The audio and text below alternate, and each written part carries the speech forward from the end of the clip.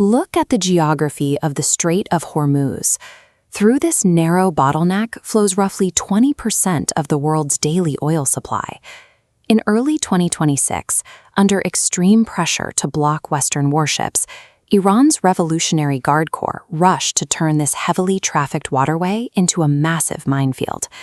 IRGC teams pushed explosives overboard without recording GPS coordinates or laying the devices in any traceable pattern.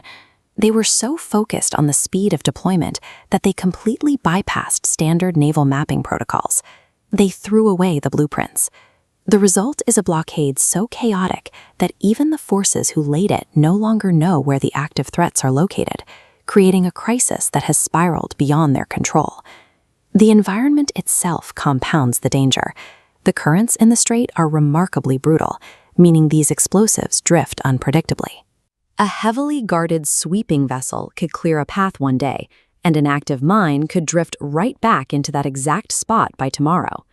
Every passing supertanker is now navigating a lethal obstacle course. A single drifting contact mine, snapping its mooring and colliding with a commercial hull, would trigger an environmental and economic catastrophe. With 20% of the global oil supply effectively trapped behind this invisible wall, the IRGC has exploited the bottleneck, demanding a $2 million toll paid in cryptocurrency for safe passage.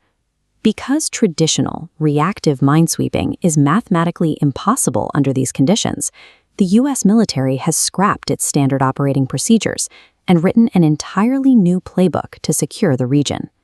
The delivery system for these explosives is low profile. Iran utilizes a Mosquito Fleet, a swarm of highly modified lightweight fiberglass speedboats armed with heavy machine guns and rockets designed to overwhelm the radar systems of larger destroyers. They do not use automated high-tech tracking rails. Once they receive target coordinates, the crew relies on the stern drop method, physically rolling heavy acoustic and contact mines directly off the back deck into the water. The vessels routinely hide within civilian fishing traffic, dash into busy shipping lanes to deploy multiple mines in a matter of seconds, and accelerate back to the Iranian coastline before heavy U.S. warships can secure a radar lock. Since the strait is already saturated with volatile, unmapped explosives, waiting for these speedboats to drop more payload into the water guarantees further casualties. The U.S. had to change its approach. The first layer of the new doctrine is preemptive denial. Rather than attempting dangerous clearance operations under enemy fire, the strategy shifts to destroying the mine layers before they ever detach from the pier. To execute this, the U.S. employs Layer 2. By combining signals intelligence with data from maritime surveillance aircraft like the P-8 Poseidon, they strip away the Mosquito Fleet's stealth, pinpointing the exact coordinates of every mine layer. Layer 3 mandates striking those vessels while they are moored. Hitting a stationary dock target is far safer and more precise than hunting a moving speedboat on the open ocean, reducing the risk of a missed shot hitting civilian traffic. Layer 4 is the dual target doctrine. The strike simultaneously hits the storage facilities and the vessels themselves, ensuring that even if replacement boats are sourced, there's no ordnance left to arm them. The U.S. bypassed the logistical nightmare of tracking thousands of drifting mines by eliminating the source of the threat at the dock. Executing this doctrine requires overwhelming kinetic force. Heavy command bombers initiate the sequence, dropping 2,000-pound GPS-guided bunker busters to obliterate the onshore storage facilities. A secondary wave of long-range cruise missiles fired from offshore Navy destroyers then blankets the target area. For any remaining targets, the U.S. deploys a precise finishing tool, the MQ-9 Reaper drone.